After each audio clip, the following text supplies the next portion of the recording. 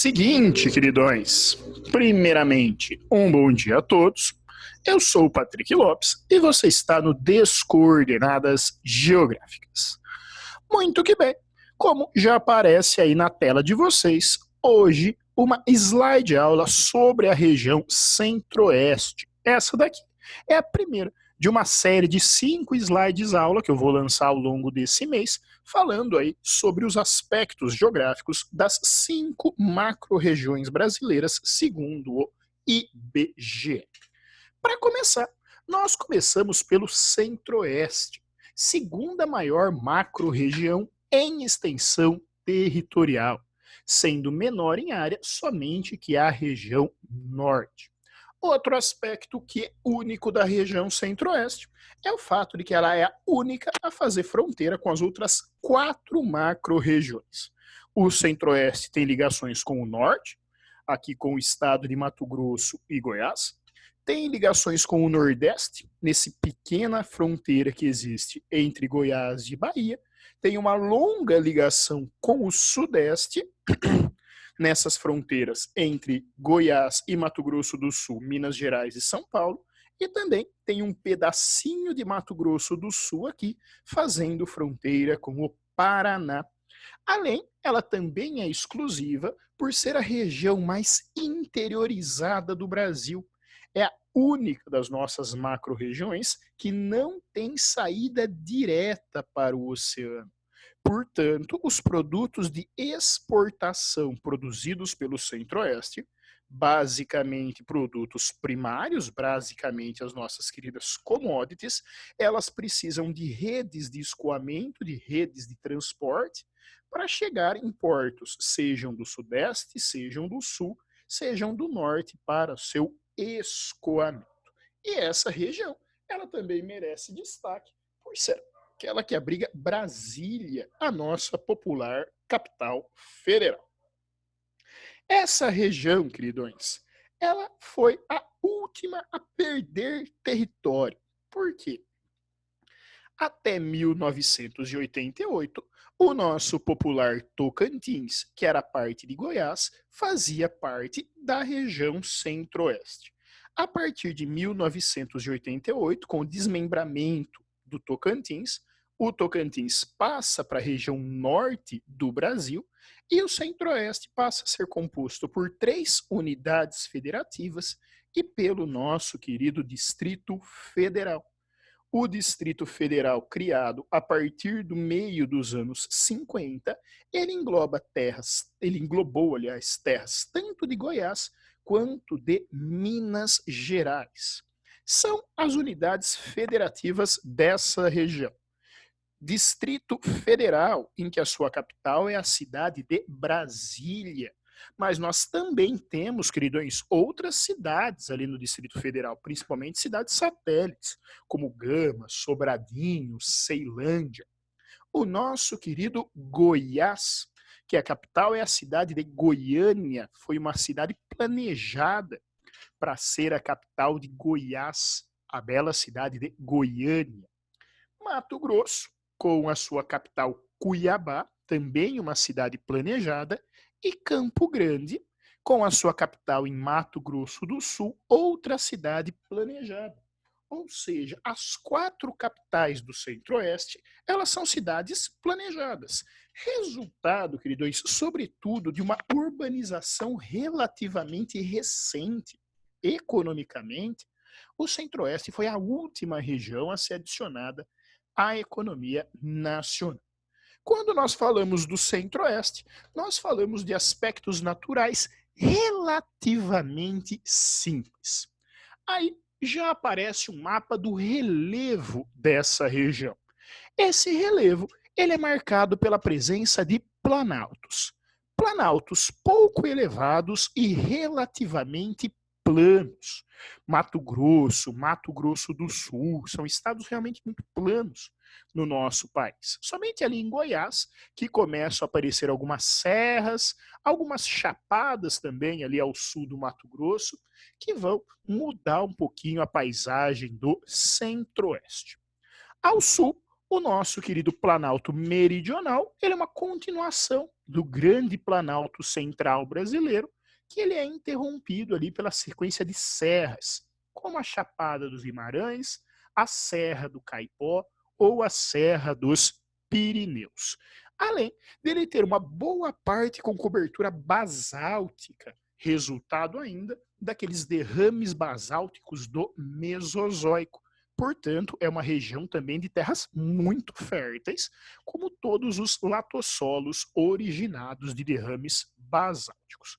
Ao oeste da região está o nosso querido Pantanal, a planície pantaneira, que é a única parte do território brasileiro, queridões, que se forma depois do Mesozoico. As origens do Pantanal, elas estão ligadas diretamente ao movimento orogênico da placa sul-americana com o choque com a placa de Nazca, que lá nas suas fronteiras, lá nos seus limites, fez surgir a Cordilheira dos Andes e aqui no Brasil ajudou na origem da planície do Pantanal, lugar mais recente do nosso território. Aqui, um perfil e algumas imagens a respeito do nosso popular Centro-Oeste. A planície do Pantanal, aqui a oeste, seguido ali pelas chapadas da Bacia do Paraná e, por fim, os planaltos e serras que nós teríamos ali em Goiás, já nos aproximando de Minas Gerais. Observem todo um arcabouço de rochas cristalinas que afloram somente na região de serras, rochas sedimentares antigas que vão formar os nossos planaltos sedimentares do Centro-Oeste e sedimentares recentes, que é a origem do nosso Pantanal. Quando nós falamos da hidrografia do Centro-Oeste, queridões, nós estamos falando do berçário das águas. Ou, se vocês quiserem ser menos românticos, estamos falando da caixa d'água do Brasil. Por que que a gente pode chamar o Centro-Oeste dessa maneira? Porque nessa região, queridões, nascem rios tributários de várias bacias hidrográficas do Brasil. Basicamente, das principais. Nascem rios que correm para a bacia amazônica, nascem rios que correm para a bacia do Tocantins e do Araguaia, aliás, os próprios rios Tocantins e Araguaia nascem nessa região, nascem rios que correm para a bacia do Rio São Francisco, rios que vêm para a bacia do Rio Paraná, mas principalmente rios que alimentam a bacia do Rio Paraguai. O Paraguai é um típico rio de planície aqui no Brasil, é o principal exemplo que nós temos de rio de planície no nosso país.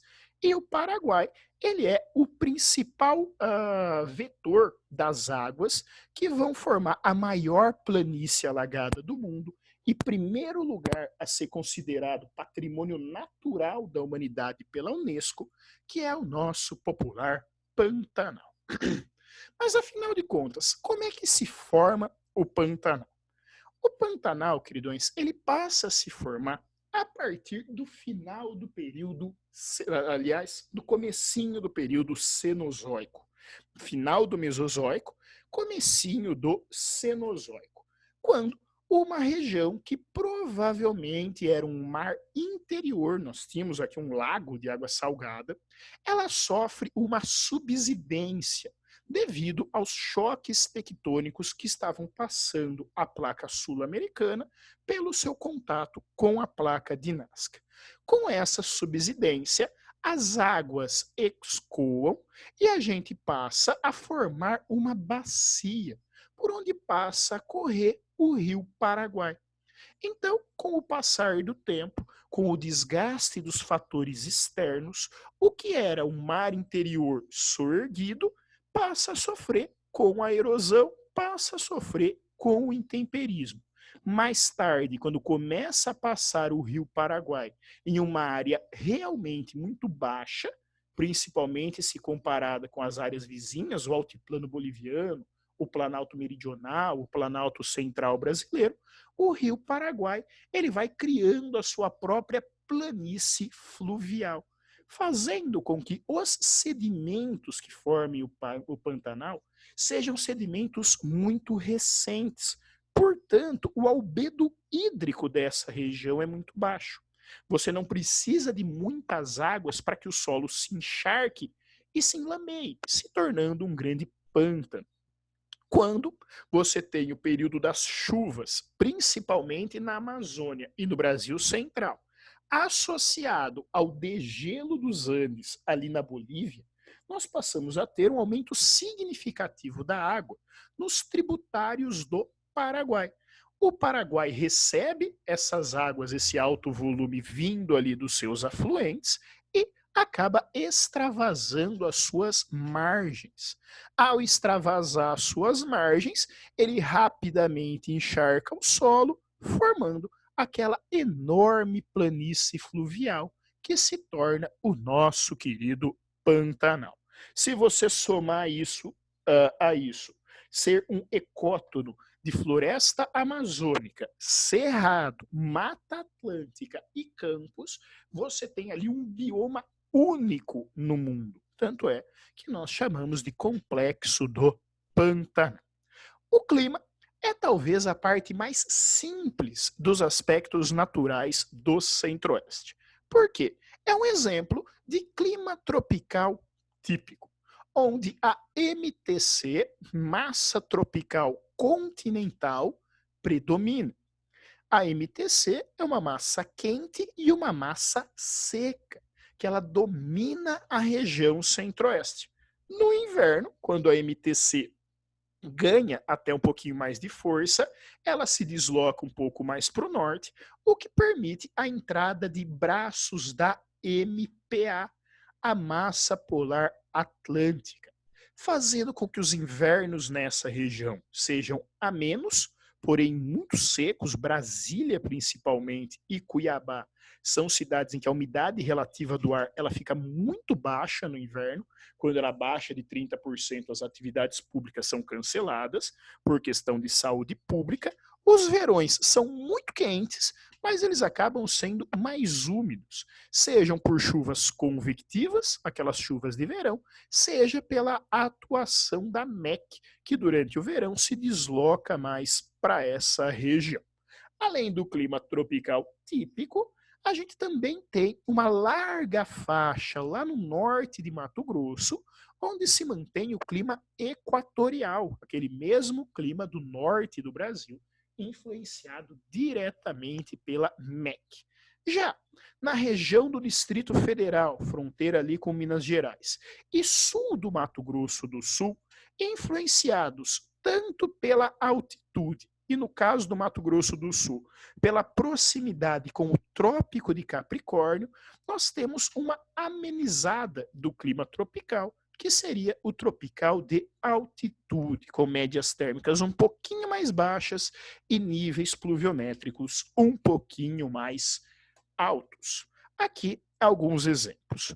O nosso popular clima equatorial, observem aqui a baixa amplitude térmica e as altas médias térmicas e a boa distribuição de chuva. O nosso tropical de altitude, não, perdão, esse aqui é o tropical típico que nós encontramos. Olha, o verão chuvoso e o inverno seco, porém o inverno bem ameno, médias térmicas ali entre 19 e 20 graus, e o tropical de altitude e subtropical de Mato Grosso do Sul, onde ele tem um comportamento pluviométrico e térmico parecido com o tropical, porém com médias térmicas mais baixas e pluviosidade um pouquinho mais alta, principalmente nos meses de inverno. A vegetação, ela acompanha essa variação climática. A região como um todo é uma referência para o nosso popular cerrado. O cerrado, queridões, ele está entre as vegetações mais complexas do mundo, também chamado de savana brasileira. O cerrado ele tem diversos subtipos dele, que passam ali do cerradão, que a gente encontra no contato do cerrado com a floresta amazônica e com a Mata Atlântica, passa pelos campos cerrados ou cerrado típico, que é aquele que domina boa parte da região, até chegar no baixo cerrado, que esse aí a gente já vai ter lá na nossa querida divisa entre o Cerrado e a Caatinga.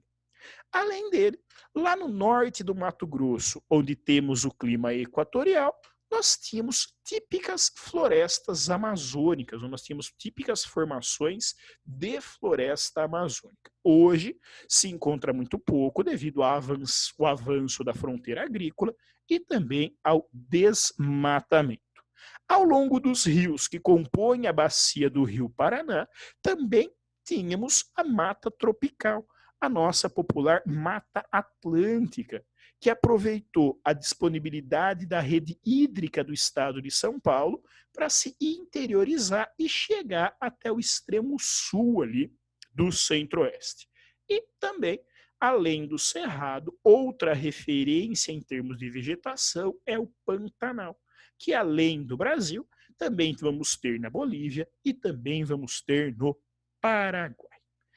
Essa diversidade, infelizmente, é acompanhada de diversos problemas ambientais, principalmente ligados ao uso econômico dessas áreas, como, por exemplo, o cerrado, que vem muito desmatado hoje. Só perde para a nossa querida araucária como vegetação original mais desmatada do Brasil, e isso começa principalmente a partir dos anos 80, quando a monocultura da soja chega até a região. Nós também temos as áreas de Amazônia desmatada, de floresta amazônica, principalmente pela expansão da fronteira agrícola e a agricultura extensiva e o comércio madeireiro. Os nossos rios da bacia do Paraguai, não só o Paraguai, mas os seus afluentes, estão sofrendo com o assoreamento devido à hidrovia da soja, formas que você tem ali de escoar a produção recordista, aliás, que o Brasil tem de soja. Esse desmatamento do cerrado, ele está ligado à chamada implosão das margens do Pantanal Norte. Lá no estado do Mato Grosso, o alto assoreamento desses rios faz com que, quando você tem o período das cheias, esses rios rapidamente inundem a região. Mas quando você tem o período das secas, eles não consigam voltar para o seu leito original, criando uma região permanentemente pantanosa, que inicialmente até atrai algumas formas de vida, como peixes e jacarés, mas quando os peixes começam a desaparecer, os jacarés também vão embora, criando ali o chamado deserto das águas. A mineração em Goiás, a mineração em Mato Grosso, também aumentam os níveis de contaminação de mercúrio que os rios dessa região apresentam. Por fim, o turismo predatório em lugares como Pantanal e as chapadas dos Parecis, Veadeiro e Diamantina acabam ali por limitar o uso econômico dessa região. Mesmo o turismo, que teria que ser uma atividade ecologicamente sustentável, quando praticado em excesso, ele se torna predatório e prejudica os ciclos naturais do centro-oeste. Saindo dos aspectos naturais, nós chegamos aos aspectos humanos dessa região. O Centro-Oeste, queridões, ele possui cerca de 15 milhões de habitantes apenas, menos do que a grande São Paulo, só para vocês terem aí uma referência. Com 1,6 milhões de quilômetros quadrados, nós temos, portanto, a região menos populosa do Brasil, é das macro-regiões onde moram menos pessoas, e é a segunda menos povoada, com menos habitantes por quilômetro quadrado.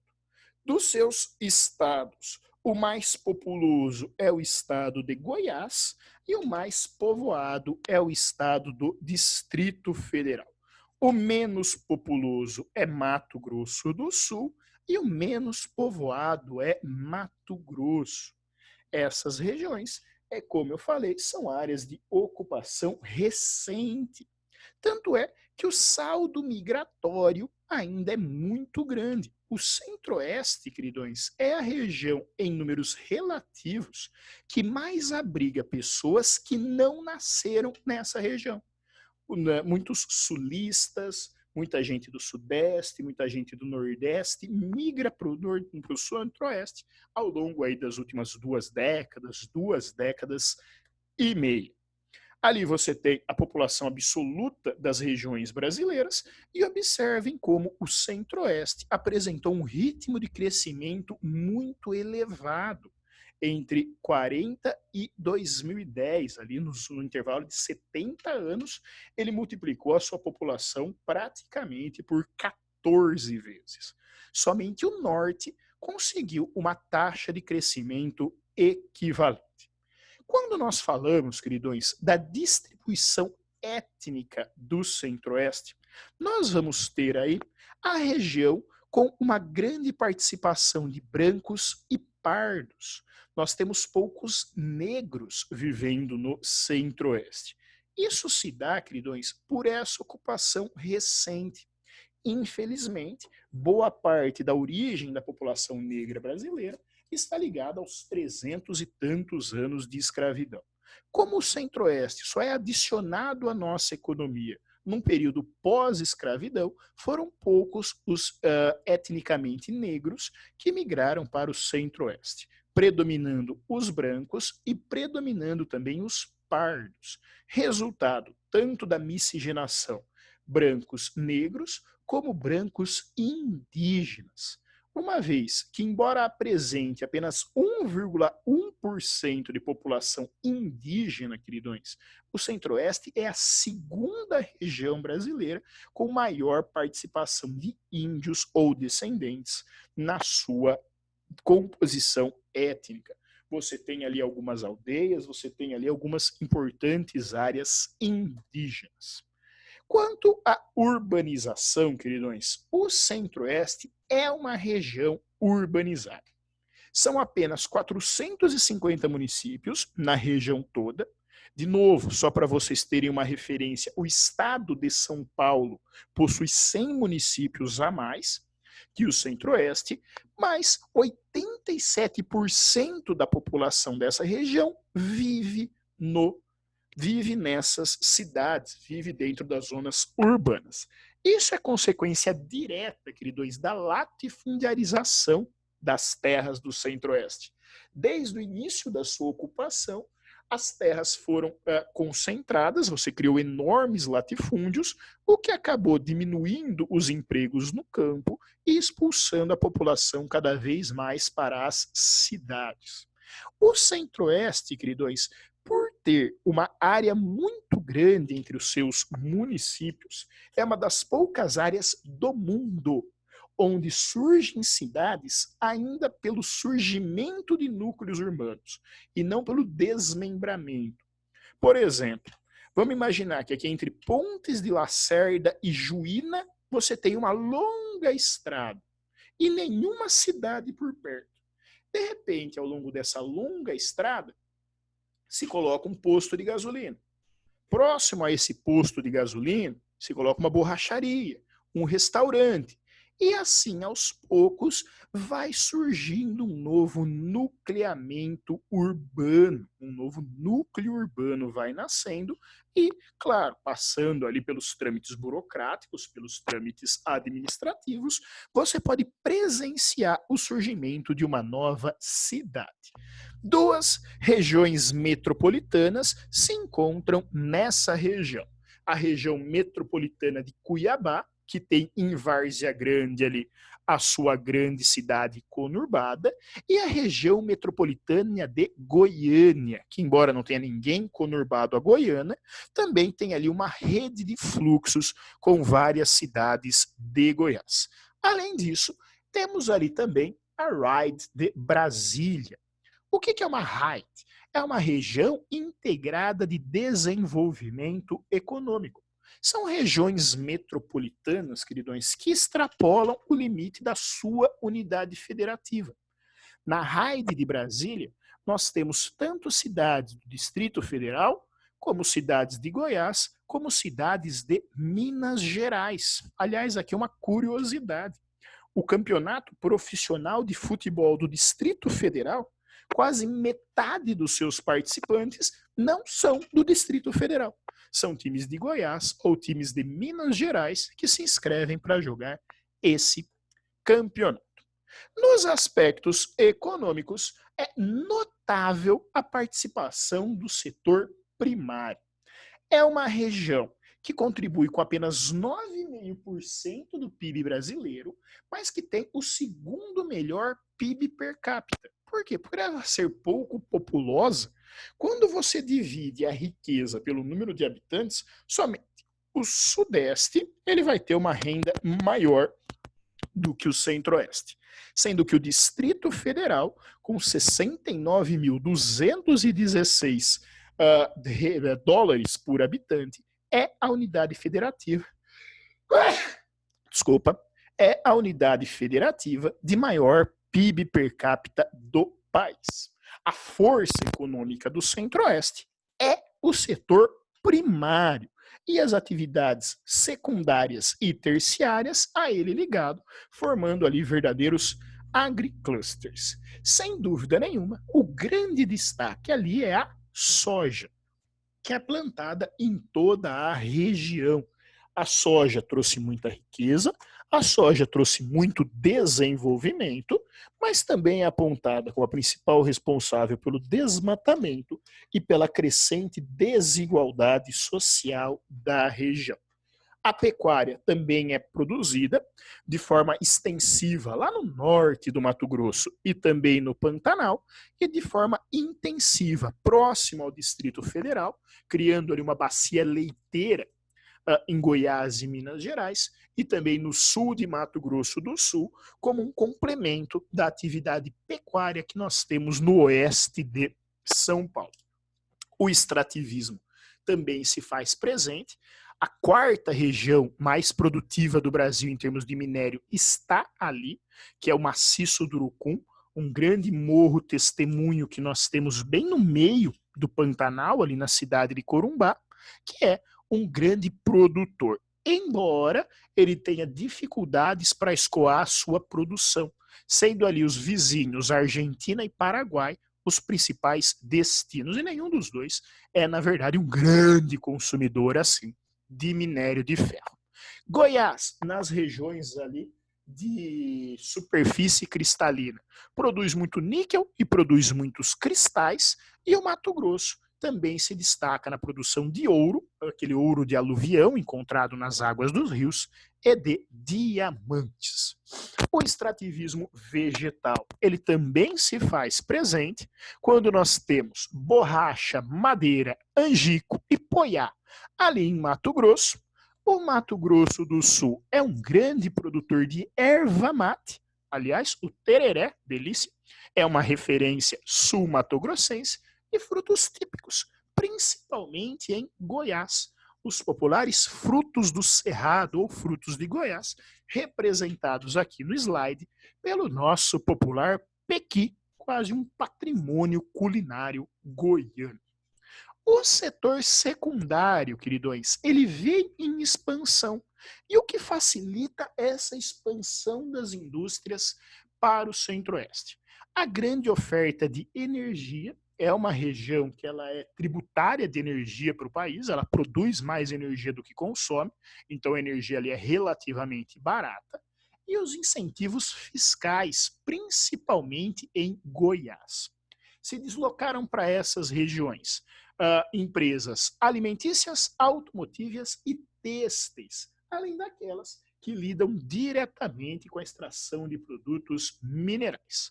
Os eixos Goiânia, Anápolis, Brasília é a região mais industrializada, mas Campo Grande, em Mato Grosso do Sul, assim como Três Lagoas, aqui na fronteira com São Paulo, e Catalão, onde nós temos a fábrica da Hyundai, que aparece aí para vocês, são também áreas onde a industrialização é presente. No setor terciário, Brasília, enquanto capital federal, exige ali a presença de diversos produtos especializados. o que faz do terciário de Brasília um dos mais rentáveis do país, e o turismo, ele também é muito forte nessa região. Um turismo cultural e de negócios, que você tem em Brasília, mas também um turismo histórico, como em cidades como Goiás Velho, ou mesmo em antigas bases jesuítas que vêm crescendo. O Mato Grosso do Sul e áreas como Bonito, como Feliz Natal, o Pantanal, perdão, e áreas como Bonito, como Feliz Natal, ali em Mato Grosso do Sul, também atrai um grande número de turistas. Como é uma região de ocupação recente, você tem pouquíssimas ferrovias que chegam a essa região.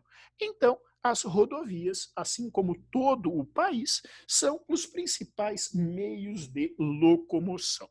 A partir de Brasília, nós temos importantes rodovias radiais que partem para praticamente todas as capitais do Brasil.